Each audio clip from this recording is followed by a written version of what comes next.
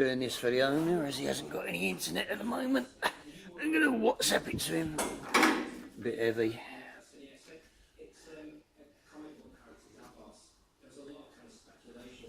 Note the nice ring of bolts.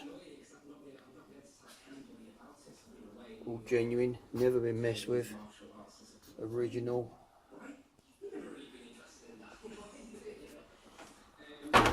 Only Fords could bodge like that. That is top quality bodging by Fords.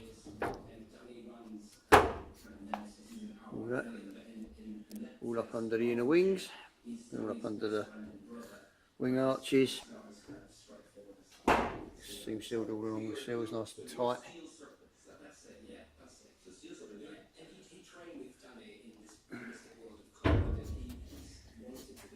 All prepared inside the boot. Just needs flattening down and painting. So the car's all in primer, ready to paint.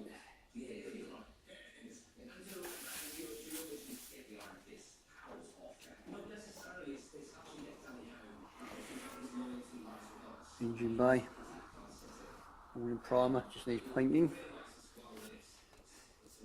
Sound engine pads need to go down, some paint. And nice factory yuck things under the seat. Look okay when they're painted.